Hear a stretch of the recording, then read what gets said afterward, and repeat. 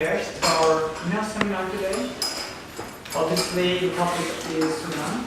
I'm very happy to have Mr. Al-Faضil here.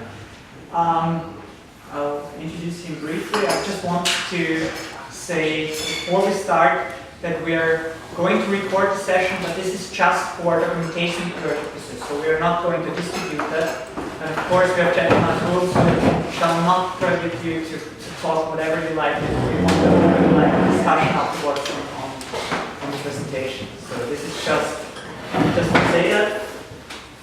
Mr. Al-Faضil, well, welcome to the Austrian Institute for International Affairs. Mr. Al-Faضil is a commentator on Sudanese affairs since years, decades, so to speak. He is, in his profession, senior translator in history of foreign affairs in Dubai, or in the Emirates? Abu Dhabi, yeah. In Abu Dhabi, sorry. But he's a close follower of Sudanese affairs, and he's working and publishing on Sudan. This year is his latest book. Unfortunately, it's just in Arabic, so for the specialists more, it's called Sudan, to be or not to be. I've learned it, so I couldn't read, unfortunately. But, well, I'm very happy to hear now his opinion, particularly on the relationship on Sudan and South Sudan, respective 2 years after separation. But I guess we'll also touch issues regarding Egypt, regarding the current situation in South Sudan, which is quite fluid, obviously, regarding the situation within the current regime in Sudan. So, the floor is yours. Thank you very much indeed. I would like first to apologize for this terrible flu which I have had for the last 3 days, and which I hope you will not catch from me.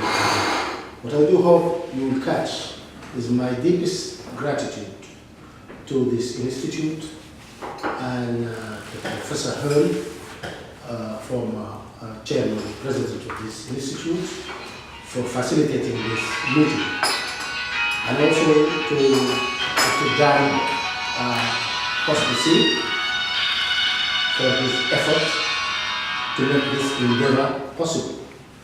And I would also like to thank my friend Abdullah Sharif, Vice President of the United Nations Association of Correspondents. And I would also like to thank another friend, Dr. Muhammad Il-Tijani, who I think will come 5 minutes late or something. What I intend to do is just to make it as informal as possible. I have been quite out of touch with addressing gatherings like these. I have been just translating and writing in my seclusion on my laptop. But now that I come in contact with people, it gives me some stage fright, which I hope I can resist. And who I am, I even sometimes don't know what I am and who I am.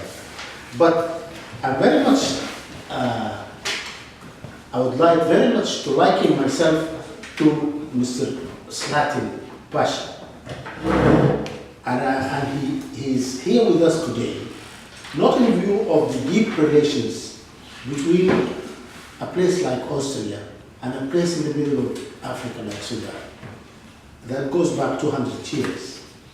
But also, the same issues recur and come back again. I am reminded by Mr. Slatin because, like him, I am a maverick. I don't belong to any particular party. Still, I have a mission I have been fighting for 24 years, which is very much against the regime in Sudan. And I have been writing and suffering because of that all this period of time.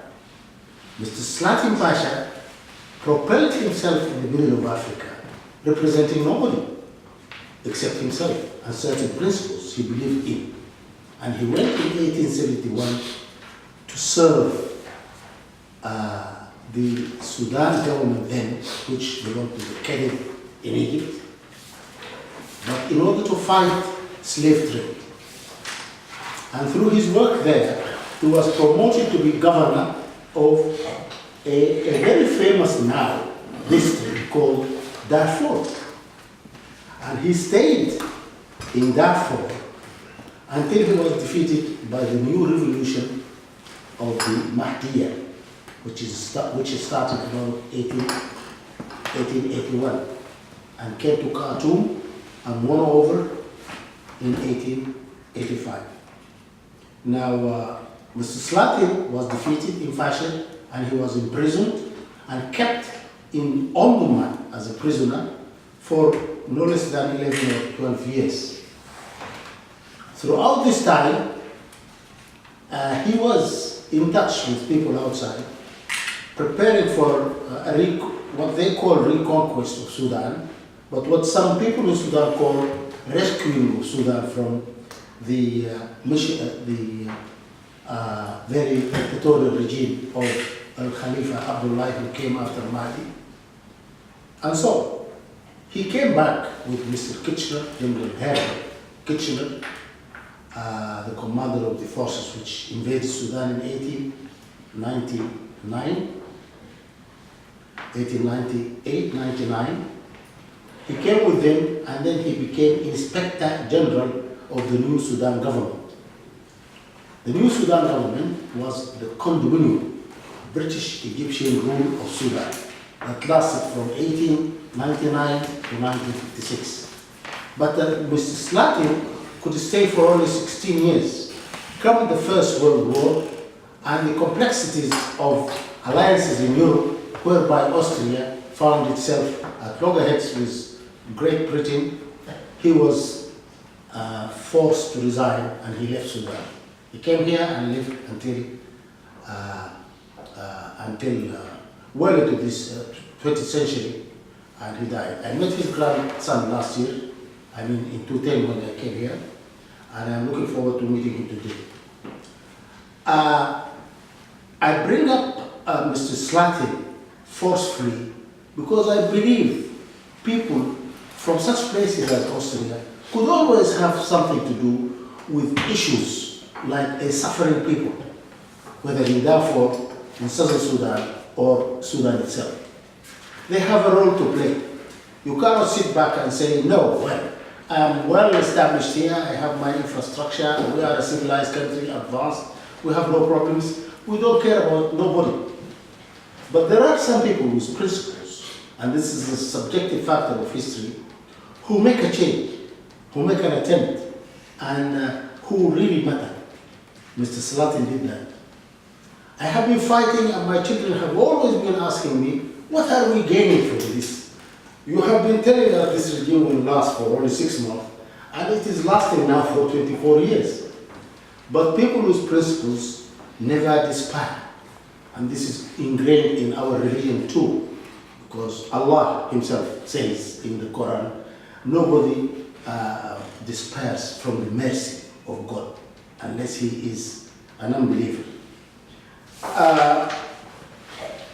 The situation, therefore, now, the current situation in Sudan, I jump to this first topic of my address. The current situation, I don't need to repeat what happened. We are now about 8.5 years after the CPA. CPA is the Comprehensive Peace Agreement, which was signed on the 9th of January 2005 in Nevada, in Kenya, between John Garang and the Vice President of Sudan, Ali Osman Mohamed. This agreement unfolded since then into the transitional period. The transitional period was supposed to be 6 years. After the first 3 years, there should be free and fair elections, very transparent, observed by the international community, and so on and so forth, whereby a new government would have metamorphosed into power, and whereby the so-called transition democracy would have developed even further. The final 2 years of the transitory period would be accomplishing all the remnants of the conditions of the CPA, like adapting the laws to the new constitution of 2005, which had the CPA as part and parcel of it, and the Declaration of Human Rights as part and parcel of it. This was supposed to be realized and put into action.